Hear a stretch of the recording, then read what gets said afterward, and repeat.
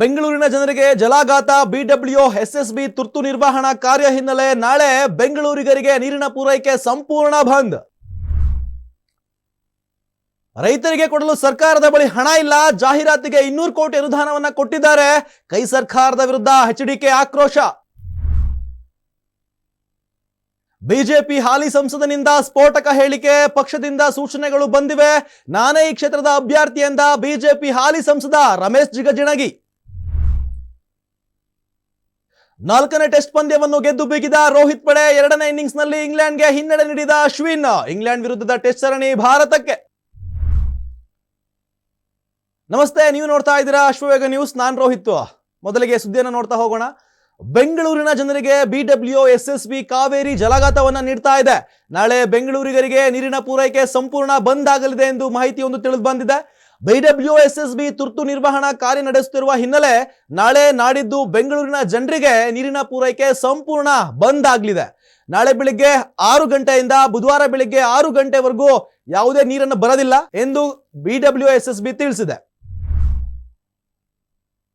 ರಾಜ್ಯದ ಜನತೆ ಕಾಂಗ್ರೆಸ್ ಅಂತಹ ಕೆಟ್ಟ ಸರ್ಕಾರವನ್ನ ಕಿತ್ತು ತೆಗಿಬೇಕಾಗಿದೆ. ಜಾಹೀರಾತು ಕೊಡೋಕೆ ಬಜೆಟ್ ನಲ್ಲಿ 200 ಕೋಟಿ ಅನುದಾನ ಮಾಡ್ತಾರೆ. ರೈತರು ನಷ್ಟದಲ್ಲಿದ್ದಾರೆ, ಪರಿಹಾರ ಕೊಡೋಕೆ ಹಣ ಇಲ್ಲ. ಜಾಹೀರಾತು ಕೊಡೋಕೆ 200 ಕೋಟಿ ಹಣ ಪಾಸ್ ಮಾಡ್ತಾರೆ. ಜಾಹೀರಾತಿನಲ್ಲಿ ಇರುವ ಕಲ್ಲರ್ ನೋಡಿದ್ರೆ ಅಸಹ್ಯ ಆಗುತ್ತೆ. ಸರ್ಕಾರ ಯಾರಪ್ಪನ ದುಡ್ಡಲ್ಲಿ ಜಾಹೀರಾತು ಕೊಡ್ತಿದ್ದಾರೆ ಎಂದು ಕೋಲಾರದಲ್ಲಿ ಮಾಜಿ ಮುಖ್ಯಮಂತ್ರಿ ಎಚ್.ಡಿ. ಕುಮಾರಸ್ವಾಮಿ ಕಾಂಗ್ರೆಸ್ ವಿರುದ್ಧ ಕಿಡಿಕಾರಿದ್ದಾರೆ. ಇನ್ನು ರಾಜ್ಯದಲ್ಲಿ ಲೋಕಸಭಾ ಚುನಾವಣೆಗೆ ಸ್ಪರ್ಧಿಸಲು ಭಾರಿ ಜಟಾಪಟಿ ನಡೆಸ್ತಾ ಇದೆ. ಸೀಟು ಹಂಚುವ ಮೊದಲೇ ಕೆಲವು ಅಭ್ಯರ್ಥಿಗಳು ಈಗಾಗಲೇ ಪರೋಕ್ಷವಾಗಿ ಪ್ರಚಾರ ಮಾಡ್ತಿರೋದನ್ನ ಕಾಣಬಹುದಾಗಿದೆ. ಹೀಗಿರುವಾಗ ಬಿಜೆಪಿ ಹಾಲಿ ಸಂಸದ ರಮೇಶ್ ಜಿಗಜಿಣಗಿ ನಾನೇ ವಿಜಯಪುರ ಲೋಕಸಭಾ ಕ್ಷೇತ್ರದ ಅಭ್ಯರ್ಥಿ ಎಂದು ಘೋಷಿಸಿಕೊಂಡಿದ್ದಾರೆ. ವಿಜಯಪುರ ಎಸ್ಸಿ ಮೀಸಲು ಕ್ಷೇತ್ರವಾಗಿದ್ದು ಬಿಜೆಪಿ ಸಂಸದ ರಮೇಶ್ ಜಿಗಜಿಣಗಿ ನಾನೇ ಇಲ್ಲಿನ ಲೋಕಸಭಾ ಕ್ಷೇತ್ರದ ಅಭ್ಯರ್ಥಿ ಎಂದು ಸ್ವಯಂ ಘೋಷಿಸಿಕೊಂಡು ನಾನು ಈಗಾಗಲೇ ಪಕ್ಷದಿಂದ ಸೂಚನೆಗಳನ್ನ ಪಡೆದುಕೊಂಡಿದ್ದೀನಿ ಅಂತ ಹೇಳ್ಕೊಂಡಿದ್ದಾರೆ. ಇನ್ನು ಇಂಗ್ಲೆಂಡ್ ವಿರುದ್ಧದ 5 ಟೆಸ್ಟ್ಗಳ ಸರಣಿಯಲ್ಲಿ 1 ಪಂದ್ಯ ಬಾಕಿ ಇರುವಾಗಲೇ ಭಾರತ ಸರಣಿಯನ್ನ ಗೆದ್ದಿದೆ. ರಾಜ್ಕೋಟ್ನಲ್ಲಿ ನಡೆದ 4ನೇ ಟೆಸ್ಟ್ ಪಂದ್ಯವನ್ನ 4ನೇ ದಿನವಾದ ಇಂದು ಗೆಲ್ಲುವ ಮೂಲಕ ಐತಿಹಾಸಿಕ ಸರಣಿಯನ್ನ ರೋಹಿತ್ ಪಡೆ ತನ್ನದಾಗಿಸಿಕೊಂಡಿದೆ. ಭಾರತ ತಂಡವು 2ನೇ ಮತ್ತು 3ನೇ ಹಾಗೂ 4ನೇ ಟೆಸ್ಟ್ ಪಂದ್ಯವನ್ನ ಗೆಲ್ಲುವ ಮೂಲಕ ಸಾಧನೆ ಮಾಡಿದೆ. ಇಂಗ್ಲೆಂಡ್ ತಂಡವು ಮೊದಲ ಟೆಸ್ಟ್ ಪಂದ್ಯವನ್ನ ಗೆದ್ದುಕೊಂಡಿದೆ. ಇನ್ನು 4ನೇ ಪಂದ್ಯದಲ್ಲಿ ಬೆನ್ ಸ್ಟೋಕ್ಸ್ ಪಡೆ ಟಾಸ್ ಗೆದ್ದು ಮೊದಲ ಬ್ಯಾಟ್ ಮಾಡಿತ್ತು. ಮೊದಲ ಇನ್ನಿಂಗ್ಸ್ ನಲ್ಲಿ ಭರ್ಜರಿಯಾಗಿ ಬ್ಯಾಟಿಂಗ್ ಪ್ರದರ್ಶನ ನೀಡಿದ್ದ ಇಂಗ್ಲೆಂಡ್ 2ನೇ ಇನ್ನಿಂಗ್ಸ್ ನಲ್ಲಿ ಸ್ಪಿನ್ ಮಾಂತ್ರಿಕನ ದಾಳಿಗೆ ಫುಲ್ ಫಿದಾ ಆಯಿತು. ಇನ್ನು ಸಿಲಿಕಾನ್ ಸಿಟಿ ಮೆಟ್ರೋದಲ್ಲಿ ಬಡವರಿಗಿಲ್ಲ ಜಾಗ. ಮೆಟ್ರೋ ಕೇವಲ ವಿಐಪಿಗಳಿಗೆ ಮಾತ್ರ ಸೀಮಿತಾನ. ಅವಮಾನಿಸಿದ್ದಕ್ಕೆ ಪ್ರಯಾಣಿಸದೆ ಹಾಗೆ ಹೋದ ರೈತ. ಸಿಲಿಕಾನ್ ಸಿಟಿ ನಮ್ಮ ಮೆಟ್ರೋ ಯಾವಾಗ್ಲೂ ಒಂದಲ್ಲ ಒಂದು ಸುದ್ದಿಯಲ್ಲಿರುತ್ತೆ. ಮೂಟೆ ಹೊತ್ಕೊಂಡಿದ್ದ ರೈತನೋರ್ವ ಹಳೆಯ ಬಟ್ಟೆ ಹಾಕಿದ್ದಾನೆ ಎನ್ನುವ ಕಾರಣಕ್ಕೆ ಮೆಟ್ರೋ ಸಿಬ್ಬಂದಿಯನ್ನ ಒಳಗ್ ಬಿಟ್ಟಿಲ್ಲ. ಈ ಸಂಬಂಧ ಸೋಷಿಯಲ್ ಮೀಡಿಯಾದಲ್ಲಿ ಭಾರಿ ವಿರೋಧ ವ್ಯಕ್ತವಾಗ್ತಾ ಇದೆ. ಮೆಟ್ರೋ ನಿಮ್ಮ ಅಪ್ಪನ ಮನೆ ಸ್ವತ್ತ, ಕೇವಲ ಟ್ಯಾಕ್ಸ್ ನೀವು ಕಟ್ತೀರಾ, ಆತನ ಟ್ಯಾಕ್ಸ್ ದುಡ್ಡು ಅವನು ಬರ್ತಾನೆ, ನೀವೇನಾದ್ರೂ ಕಟ್ತೀರಾ? ಆತ ಏನ್ ಬಿಟ್ಟಿ ಬರ್ತಾ ಇದ್ನ?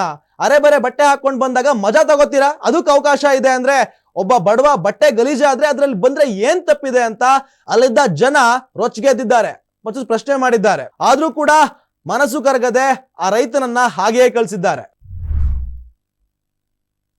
ಇನ್ನು ಜಗಳದ ಬಳಿಕ ಪತ್ನಿಗೆ ಗುಂಡು ಹಾರಿಸಿದ ಪತಿಯನ್ನ ಹತ್ಯೆಗೈದ ದೃಶ್ಯ ಸಿಸಿಟಿವಿಯಲ್ಲಿ ಸೆರೆ. ಆಸ್ಪತ್ರೆಗೆ ಸಾಗಿಸಿದರೂ ಬದುಕುಳಿಯದ ಮಡದಿ. ಪತಿಯೋರ್ವ ಅಂಗಡಿಯಲ್ಲಿ ಕುಳಿತಿದ್ದ ಪತ್ನಿಗೆ ಗುಂಡು ಹಾರಿಸಿದ ಹತ್ಯೆಗೈದ ಘಟನೆ ಫಲೋಡಿ ಜಿಲ್ಲೆಯಲ್ಲಿ ಬೆಳಕಿಗೆ ಬಂದಿದೆ. ಪತ್ನಿಯನ್ನ ಕೊಲೆ ಮಾಡಿದ ದೃಶ್ಯ ಸಿಸಿಟಿವಿಯಲ್ಲಿ ಸೆರೆಯಾಗಿದೆ. ಪತಿ ಮಹಿರಾಮ್ ತನ್ನ ಪತ್ನಿಯ ಮೇಲೆ ಗುಂಡು ಹಾರಿಸಿದ ಆರೋಪಿ. ಈತನಿಗೆ ಮತ್ತು ಪತ್ನಿಗೆ 2 ವರ್ಷಗಳ ಹಿಂದೆ ಜಗಳ ನಡೆದಿತ್ತು. ಹಾಗಾಗಿ ಇಬ್ರು ಪ್ರತ್ಯೇಕವಾಗಿ ವಾಸ ಮಾಡ್ತಾ ಇರ್ತಾರೆ. ಆದ್ರೆ ನಗೌ ರಸ್ತೆಯಲ್ಲಿರುವ ಪತ್ನಿಯ ಅಂಗಡಿಗೆ ಬಂದ ಮಹಿರಾಮ್ ಮೊದಲಿಗೆ ಜಗಳ ಮಾಡಿ ತನ್ನ ಕೈಯಲ್ಲಿದ್ದ ಗನ್ನಿಂದ ಆಕೆಗೆ ಶೂಟ್ ಮಾಡಿದ್ದಾನೆ. ಪತ್ನಿಗೆ ಗುಂಡು ಹಾರಿಸಿದ ಬಳಿಕ ಮಹಿರಾಮ್ ಅಲ್ಲಿಂದ ಕಾಲ್ಕಿತ್ತಿದ್ದಾನೆ. ಉಮಾಪತಿ ವಿರುದ್ಧ ಶಕ್ತಿ ಪ್ರದರ್ಶನಕ್ಕೆ ಮುಂದಾಗಿದ್ದ ದರ್ಶನ್ ಫ್ಯಾನ್ಸ್. ಬೊಮ್ಮನಹಳ್ಳಿಯಲ್ಲಿ ಬೈಕ್ ರ್ಯಾಲಿ ನಡೆಸಲು ಸಜ್ಜು. ದರ್ಶನ್ ಫ್ಯಾನ್ಸ್ಗೆ ಅನುಮತಿ ಕೊಡದ ಪೊಲೀಸರು. ವರ್ಷಗಳಿಂದ ದರ್ಶನ್ ಹಾಗೂ ಉಮಾಪತಿ ಶ್ರೀನಿವಾಸ್ ನಡುವಿನ ಸಮರ ಬೂದಿ ಮುಚ್ಚಿದ ಕೆಂಡದಂತಿತ್ತು. ಇದೀಗ ಕಾಟೇರ ಟೈಟಲ್ ವಿಚಾರವಾಗಿ ಇಬ್ಬರ ಮಧ್ಯೆ ಬೆಂಕಿ ಹೊತ್ಕೊಂಡಿದೆ. ಓಪನ್ ಸ್ಟೇಜ್ ಮೇಲೆ ಉಮಾಪತಿ ಶ್ರೀನಿವಾಸ್ ಕುರಿತಾಗಿ ತಗಡು ಎಂಬ ಪದವನ್ನ ದರ್ಶನ್ ಬಳಕೆ ಮಾಡಿದ್ರು.